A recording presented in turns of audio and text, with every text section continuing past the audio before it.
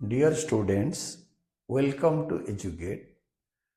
Today we will be studying basis of accounting. This is the forthcoming chapter जिसमें हम accounting का basis पढ़ेंगे। इसमें दो बेसिस होता है, एक होता है कैश बेसिस ऑफ अकाउंटिंग, एक होता है mercantile basis of accounting. Basis of accounting तो इसका लर्निंग ऑब्जेक्टिव होता है कैश बेसिस और एक्चुअल बेसिस, और ये दोनों के बीच में difference. The most significant function of accounting is to determine profit earn और loss incurred by a business during an accounting period. एक पर्टिकुलर अकाउंटिंग पीरियड के अंदर बिजनेस ने प्रॉफिट कमाया है या लॉस हो गया है, उसको निकालना, उसको कैलकुलेट करना बिजनेस का और अकाउंटिंग का मेन फंक्शन होता है कि ये बिजनेस इस साल में कितने कमाया या कितने गंवाया। तो यही से प्रैक्टिकल स्टार्ट होगा धीरे धीरे। प्रॉफिट अर्न और loss incurred by the business can be determined either by one cash basis of accounting, ये कैश बेसिस में समझ सकते हैं, और एक्रूअल और mercantile basis of accounting. Accrual और मर्केंटाइल बेसिस होता है सेकेंड, फर्स्ट होता है कैश बेसिस। तो ये कैश बेसिस ऑफ अकाउंटिंग होता क्या है? Transactions are recorded in the books of account on cash being received and paid. जब हम पैसे देते हैं तब ट्रांजैक्शन लिखते हैं, जब पैसे लेते हैं तभी लिखते हैं। तो इसको हम पढ़ते हैं what is cash basis of accounting. Cash basis of accounting is a system in which transactions are recorded when cash is transacted. जब पैसे ट्रांजैक्ट होता है कैश, तभी ये कैश बेसिस ऑफ अकाउंटिंग लिखते हैं। whether received or paid, पैसे आए और गए तभी लिखते हैं। चाहे पैसे आए चाहे पैसे पे किया तो उस टाइम लिखते हैं। It means revenue is recognised on receipt of cash. हम जो पैसे कमाते हैं, सेल्स में अगर पैसे मिलता है तो हम बोलते हैं कि रेवेन्यू रिकॉग्नाइज हो गया। Likewise expenses are recorded when they have been paid. जो खर्चा एक्सपेंसेस अगर एक्चुअली कैश में पे करेंगे तभी लिखेंगे। The difference between total income and total expenses represents profit और loss of a business for the accounting period. Cash received minus cash paid, जो डिफरेंस होता है वही होता है profit. Thus when cash basis of accounting is followed, outstanding and prepaid expenses, income received in advance और accrued incomes are not considered. Prepaid जो advance में pay होता है, आउटस्टैंडिंग खर्चा जो हमने पे नहीं करा इसको हम कंसिडर नहीं करते। साथ में जो इनकम एडवांस में रिसीव हुआ है, इनकम रिसीव्ड इन एडवांस, इस साल नहीं पिछले साल हुआ था, या एक्रूड इनकम जो पैसे मिलने वाला है, इनकम होने वाला है, उसको हम कंसीडर ही नहीं करते। Receipts and payments account prepared in case of not for profit organisations such as charitable institutions, clubs and schools is an example of accounting on cash basis. जो नॉट फॉर प्रॉफिट ऑर्गेनाइजेशन उनका होता है कहीं से दान आ गया तो उसको इनकम ले लेते हैं। इन्होंने कहीं खर्चा करा तो एक्चुअली खर्चा समझते हैं। ये cash basis of accounting usually इसमें फॉलो करते हैं। चैरिटेबल हॉस्पिटल्स, क्लब्स, स्कूल्स, इस टाइप का। आउटस्टैंडिंग एक्सपेंसेस होता क्या है? Outstanding expenses are those expenses which have become due during an accounting period but which have not yet been paid. Electricity expenses payable example है उसका। मतलब इसी साल ये ड्यू हुआ है, पेमेंट नहीं हुआ, तो इसको बोलते हैं आउटस्टैंडिंग एक्सपेंसेस। इस साल का खर्चा है बट उधारी रह गया है, हम पे नहीं करा है। Prepaid expenses are those expenses which have been paid in advance, यानी प्रीपेड इंश्योरेंस, वो खर्चा को हम पहले दे दिया था लास्ट ईयर। एक्रूड इनकम, जो इनकम मिलने वाला है, is an income which has been earned during the accounting period but has not yet become due and therefore has not been received. Interest accrued on fixed deposit. मतलब fix deposit पे interest accrue हो गया है, हमने लिया नहीं क्योंकि वो पेमेंट का टाइम नहीं आया, बट एवरी डे बेसिस में एफडी पे इंटरेस्ट एक्रू होता है, बढ़ता जाता है। Income received in advance is an income which has been received before it has been earned. Goods to be sold or services to be rendered in future. जो future में बेचेंगे उसका पैसा अभी आ गया, तो रेंट एडवांस में आ गया, रेंट रिसीव्ड इन एडवांस। वो इंसान हमारे घर में रहा ही नहीं, बट हमें एडवांस में रेंट दे दिया। ये कैश बेसिस ऑफ अकाउंटिंग का एडवांटेजेस क्या है? Advantages of cash basis of accounting are, एक एक करके देखो, 3 एडवांटेजेस है। वन होता है it is simple basis of accounting and as adjustments for outstanding expenses and prepaid expenses, accrued income and income received in advance is not made. Outstanding expenses, prepaid expenses, income received in advance और accrued income, इसके लिए adjustment होता नहीं। पैसा आया income हुआ, पैसे गया खर्चा हुआ, इसके लिए कोई एडजस्टमेंट होता नहीं, तो इसीलिए ये एडवांटेजेस होता है, इजी होता है कैलकुलेशन के लिए, सिंपल बेसिस है, इजीली कैलकुलेट कर सकते हैं। सेकंड होता है this approach is more objective as very few estimates and judgements are required. यह अप्रोच बहुत ऑब्जेक्टिव है क्योंकि इसमें ज़्यादातर कोई एडजस्टमेंट या जजमेंट एस्टिमेट वगैरह नहीं चाहिए, पैसा आया इनकम, गया expenditure. This basis of accounting is suitable for those enterprises where most of the transactions are on cash basis। ये उस ऑर्गेनाइजेशन के लिए सुइटेबल है जहाँ पे मैक्सिमम जो ट्रांजैक्शन कैश बेसिस में होता है। देन डिसएडवांटेजेस क्या है, इसका disadvantages of cash basis accounting, इसको अच्छी तरह याद करना है और लिखना भी है। तो डिसएडवांटेजेस होता है, disadvantages of cash basis of accounting यार क्या क्या है। 1, it does not give a true and fair view of the profit और लॉस। एक्चुअली कितने प्रॉफिट हुआ है और कितने लॉस हो गया, इसका ट्रू एंड फेयर व्यू देता नहीं है।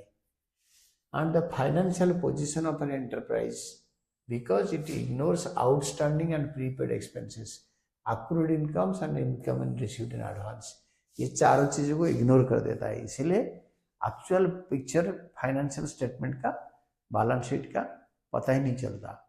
जो खर्चा हमें देना है आउटस्टैंडिंग, उसको देंगे नहीं तो हमें छोड़ेगा नहीं, तो हम उसको तो देंगे आज नहीं तो कल, बट वो बैलेंस शीट में दिखाता नहीं, ये सब चारों चीजें कंसिडर नहीं करता, तो क्या करेंगे वो, ये बिल्कुल ट्रू और फेयर व्यू दिखाता नहीं फाइनेंशियल पोजीशन का।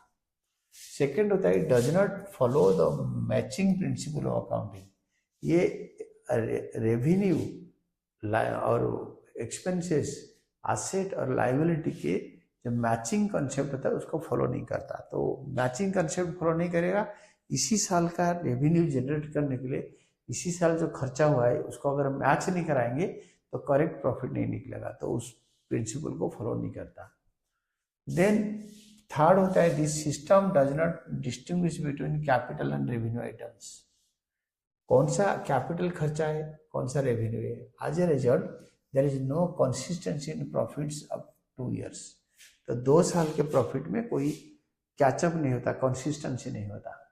तो इसका इलस्ट्रेशन करते हैं, ये होता है ड्यूरिंग द इलस्ट्रेशन 1 में देखो, during the financial year 2023-24 Ashok had cash sales of ₹3,90,000 and credit sales of ₹1,60,000। ये कैश सेल है, ये क्रेडिट सेल है।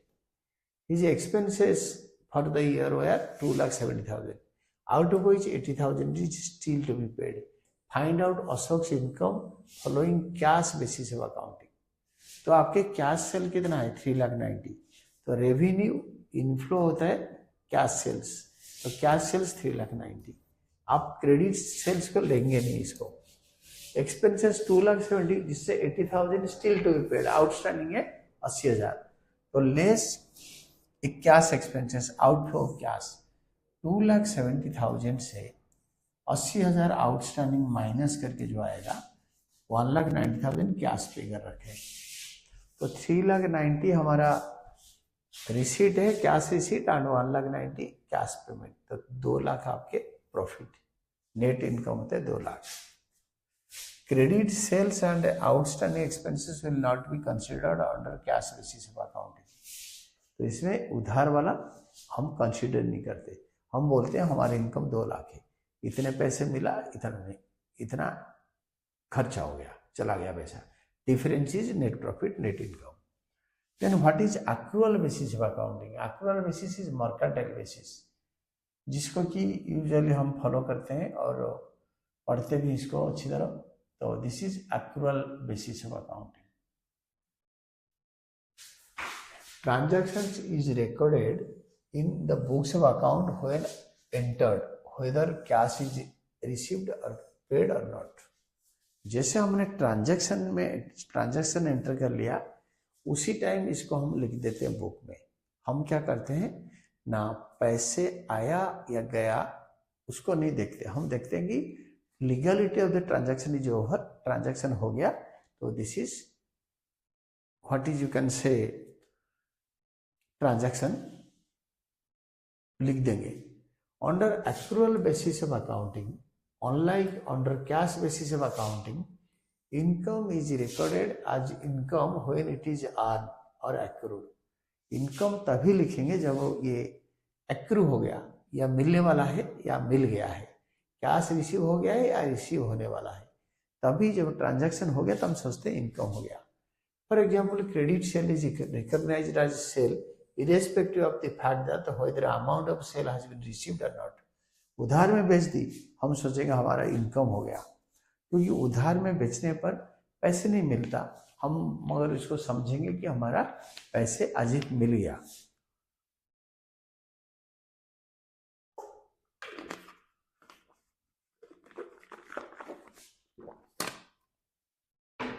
तो similarly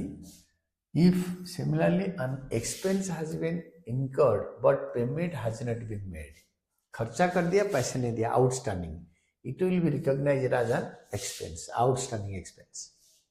ये पैसे माइनस होगा, ये पैसे इसी साल का खर्चा है, चाहे 1-2 साल के बाद दें। For example, rent for the month of March has not been paid, it is still to be recorded as an expense because it has become due.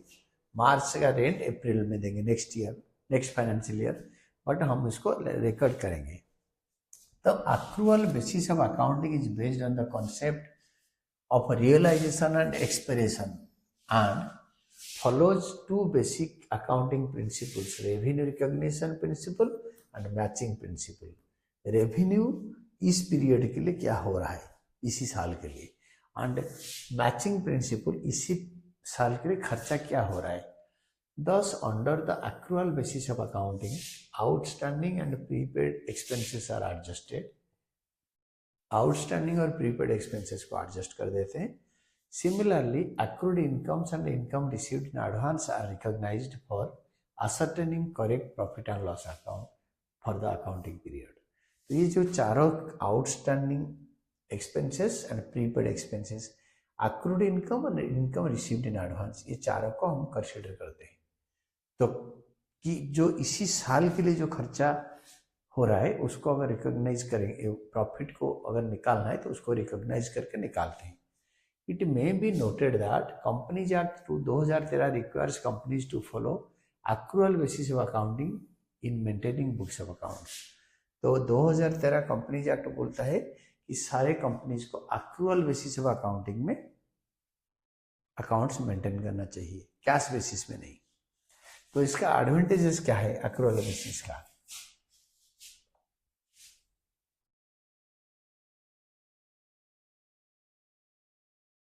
Advantages of accrual basis of accounting.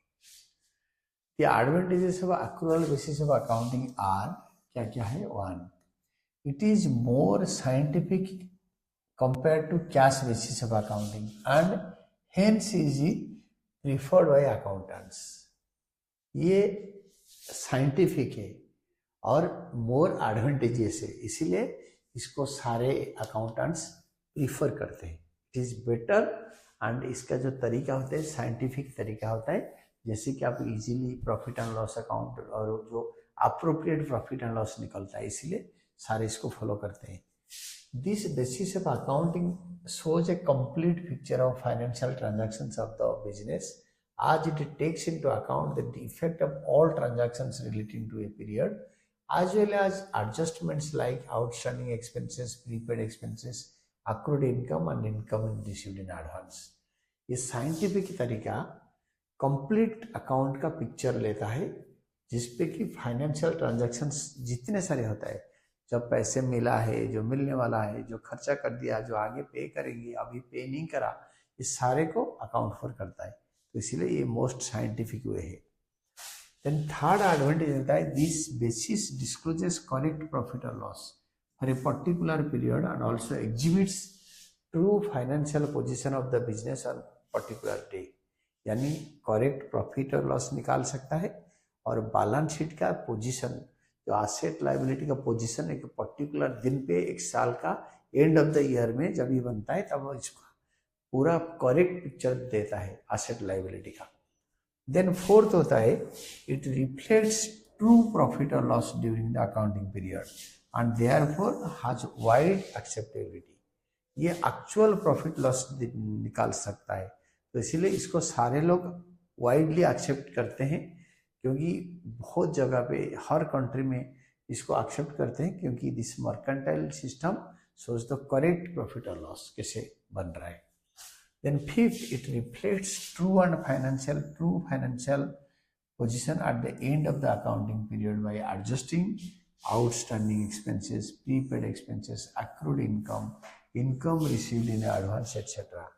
ये actual जो balance sheet का जो picture है, जो asset liability का position है, actual value उसको दिखाता है, ये चारों आइटम का एडजस्टमेंट करके, तो इसलिए इसको लोग ज़्यादा अडॉप्ट करते हैं।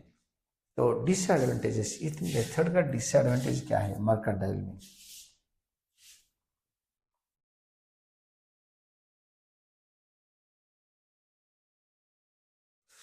डिसएडवांटेज में the disadvantages of accrual basis of accounting are one, this system is not as simple as cash basis of accounting.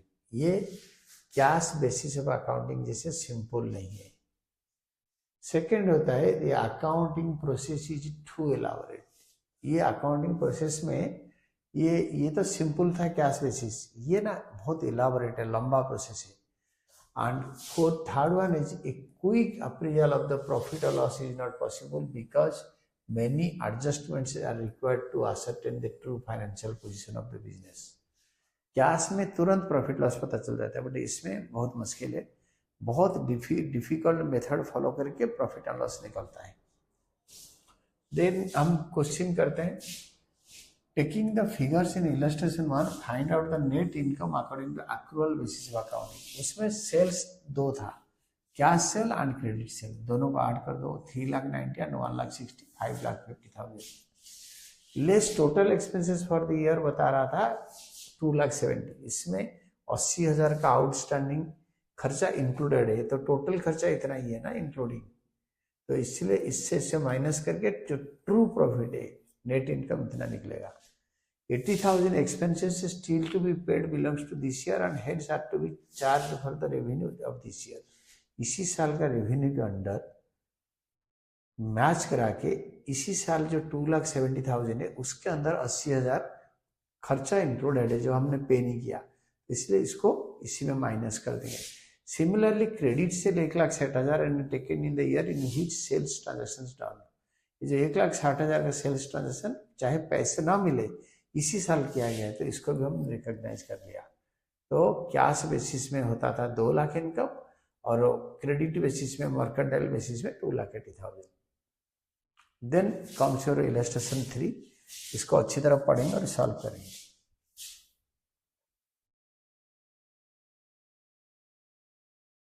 पहले कैश बेसिस में समझाऊंगा, देन एक्रूअल बेसिस में समझाऊंगा।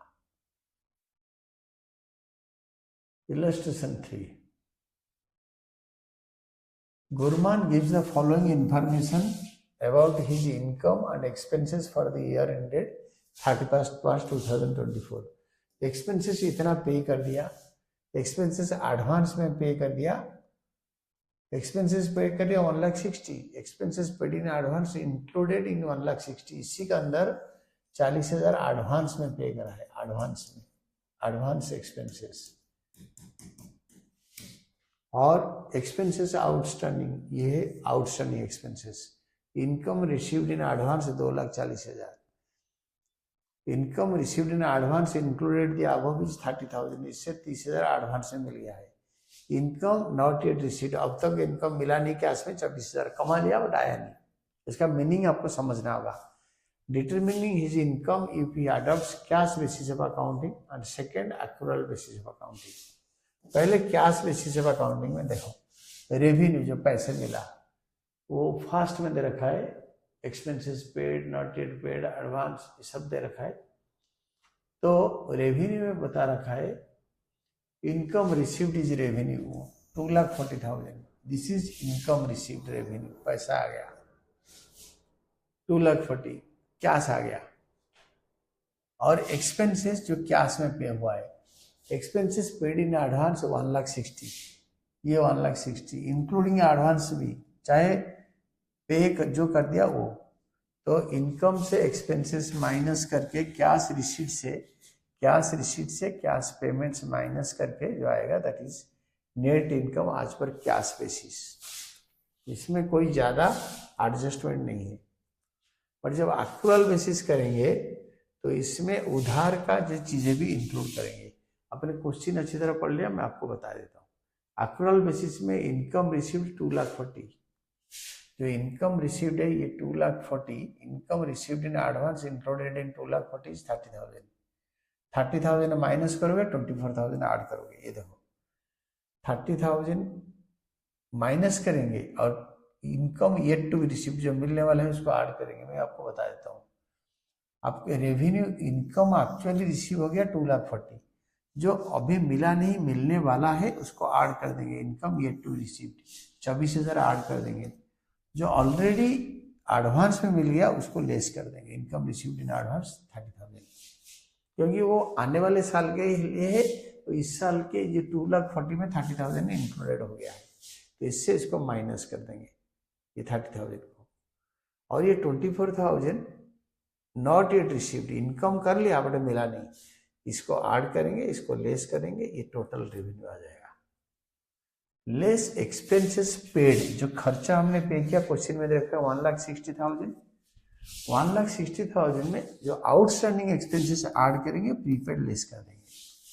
आउटस्टैंडिंग एक्सपेंसेस मतलब एक्सपेंसेस नॉट येट पेड, अभी तक पे नहीं करा बट खर्चा तो इस साल का है, तो मैचिंग कंसेप्ट के हिसाब से इसको ऐड कर देंगे और इसको लेस कर देंगे, जो खर्चा हमने एडवांस में दे दिया आने वाले साल के लिए।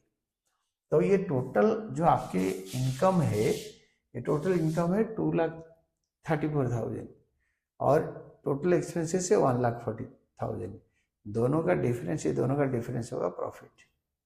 नेट इनकम प्रॉफिट आज पर एक्रूअल बेसिस ए माइनस बी। और कैश बेसिस में जो 80,000 हो रहा था ये एक्चुअली साइंटिफिक नहीं था, ये साइंटिफिक तरीके में देखो 94,000। देन एक इलस्ट्रेशन 4 करो।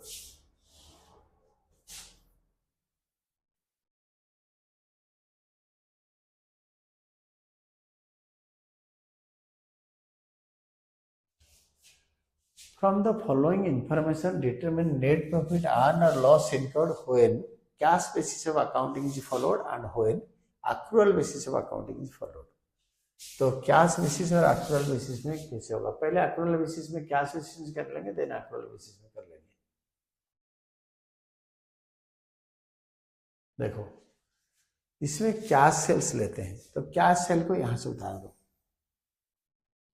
The amount is 5 lakh and जो पैसा ये क्रेडिट सेल है, ये नहीं आएगा, आउटस्टैंडिंग सैलरी नहीं आएगा, insurance paid in advance, insurance paid in advance ये भी नहीं आएगा, और आउटस्टैंडिंग इलेक्ट्रिसिटी नहीं आएगा, income received excluding received in advance, ये वाला income received excluding received in advance, ये 5,000। देखो ये वाला 5,000,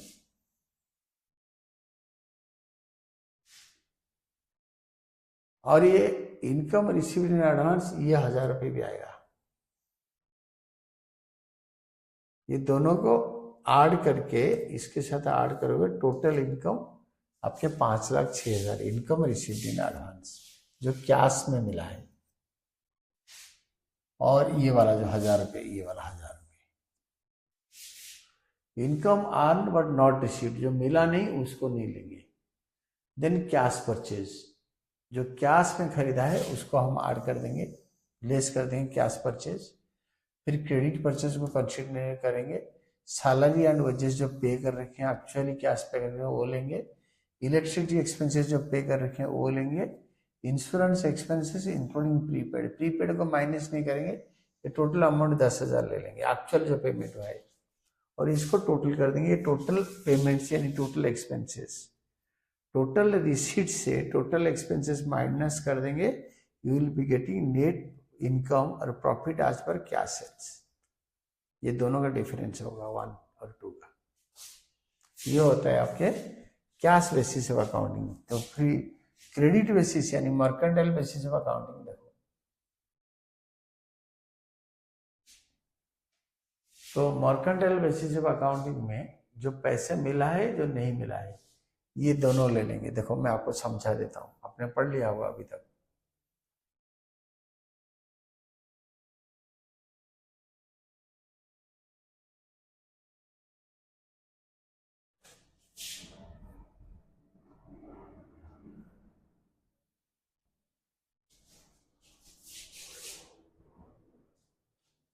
यार accrual basis of accounting follow.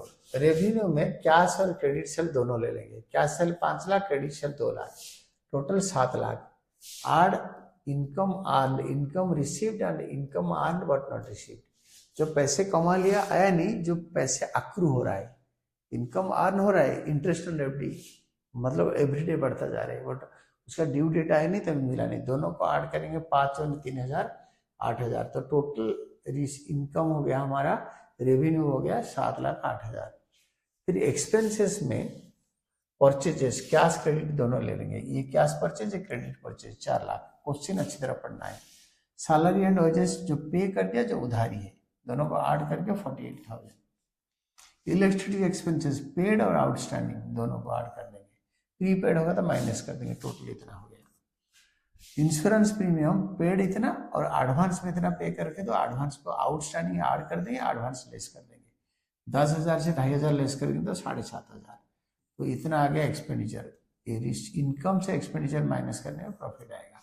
Net income आज पर एक्रूअल बेसिस और मर्केंटाइल बेसिस, ये होता है इसका प्रैक्टिकल पार्ट। तो इसको लास्ट हम पढ़ते हैं and this is the end of your class today. तो ये देखो difference between cash basis and mercantile basis of accounting.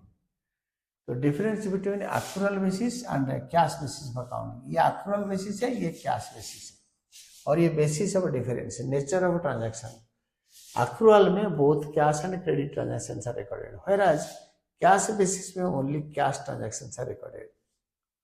Second होता है prepaid and outstanding expenses, accrued income and income received in advance. ये चारों एक्रूअल बेसिस में prepaid and outstanding expenses are accounted in the profit and loss account.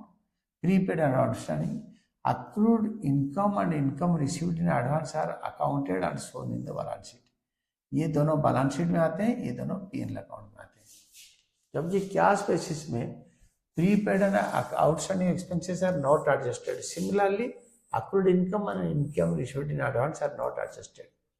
ये चारों यहाँ पे adjust नहीं होता, यहाँ पे एडजस्ट होता है। Then profit and loss, correct profit and loss is ascertained because it records both cash and credit transaction। accrual basis में, mercantile basis में correct profit and loss निकल सकता है, क्योंकि इसमें सारे एडजस्टमेंट होता है। whereas cash basis में correct profit or loss is not ascertained because it records only cash transactions। ये खाली कैश ट्रांजेक्शन लिखता है, क्रेडिट ट्रांजेक्शन लिखता है नहीं, तो इसलिए करेक्टली इसमें निकलता नहीं प्रॉफिट, बट इसमें निकलता है। Technical knowledge, accrual basis of accounting में टेक्निकल नॉलेज चाहिए, कैश बेसिस में नहीं चाहिए। The accrual basis of accounting requires technical knowledge as many adjustments like prepaid and outstanding capital and revenue are required to be made. इसमें सारे adjustment होता है। whereas cash basis of accounting में it does not require much of technical knowledge as is required for accrual basis of accounting. इसमें accrual basis of accounting जैसे knowledge नहीं चाहिए। Then legal position, legal position क्या होता है? Accrual basis of accounting is recognised by the companies act 2013। 2013 में legal position के हिसाब से इसका जो लीगल पोजीशन है 2013 कंपनी अकाउंट के रूल के अमेंडमेंट के हिसाब से होगा। और कैश बेसिस में, cash basis of accounting is not recognised by companies act. Companies act इसको रिकॉग्नाइज नहीं करता बट इसको करता है। Acceptability, accrual basis of accounting is more acceptable in business as it reveals correct income and expenses besides assets and liabilities. Accrual concept के अंदर ये acceptability ज़्यादा है क्योंकि आउटस्टैंडिंग एक्सपेंसेस, प्रीपेड एक्सपेंसेस को रिकॉग्नाइज करता है, इनकम रिसीव्ड इन एडवांस और अक्रूड इनकम को भी रिकॉग्नाइज करता है। बट कैश बेसिस का एक्सेप्टेबिलिटी ज़्यादा नहीं है। Cash basis of accounting is not acceptable in business as it does not reveal the required information. जो इन्फॉर्मेशन लोग जो चाहिए यूजर को वो नहीं दे पाता, इसलिए ज़्यादा लोग एक्सेप्ट नहीं करते। रिलेबिलिटी, विश्वास किसके ऊपर ज़्यादा होता है? Accrual basis of accounting is more reliable as it records both cash and credit transactions and this thus reveals correct profit and loss besides asset and liabilities। ये एक्रूअल बेसिस ऑफ अकाउंटिंग में both cash credit transaction दोनों record होता है, तो it is more reliable और ज़्यादा correct profit and loss दिखाते हैं। एसेट लायबिलिटी का correct value and position balance sheet में दिखाता है। कैश बेसिस ऑफ अकाउंटिंग में रिलेबिलिटी कम है। Cash basis of accounting is less reliable as it records only cash transactions and as a result does not reveal correct profit or loss and also assets and liabilities। ये correct दिखाता नहीं है। Then suitability, accrual basis of accounting is suitable for business as it requires information that it's complex, it can be made available by accrual basis of accounting। तो suitability मतलब accrual basis of accounting is suitable for a business as it requires information and that is complex। जितना information चाहिए including complex information को भी accrual basis of accounting निकाल के दे देता है यूजर को। It can be made available by accrual basis of accounting only all information. Cash basis में सारे इंफॉर्मेशन नहीं मिलेगा, ओनली कैश इंफॉर्मेशन मिलेगा। Cash basis of accounting is suitable for not for profit organisations and professionals such as chartered accountants, lawyers etc. since they require comparatively less information। जो professional जैसे lawyer हो गया तो उनको जितना कैश मिलता है वो सोचते हैं इनकम, जितना कैश में खर्चा करते हैं सोचते हैं एक्सपेंसेस, बाकी जो उधार रह गया, जो जिसने एडवांस दे दिया वो इनकम हो गया, जो उधार रह गया वो मिलेगा नहीं मिलेगा पता नहीं। तो इसीलिए प्रोफेशनल्स और नॉट फॉर प्रॉफिट ऑर्गेनाइजेशन के लिए ये इंपॉर्टेंट है। ये बाकी सारे बिजनेस ऑर्गेनाइजेशन के लिए सूटेबल है, including lawyer, doctor, chartered accountant. ये लोग जो प्रोफेशनल्स और नॉट फॉर प्रॉफिट ऑर्गेनाइजेशंस वो भी इस मेथड को फॉलो कर सकते हैं और करते भी है। And these are all about your today's class। One chapter is complete, basis of accounting। Thank you, Team Educate।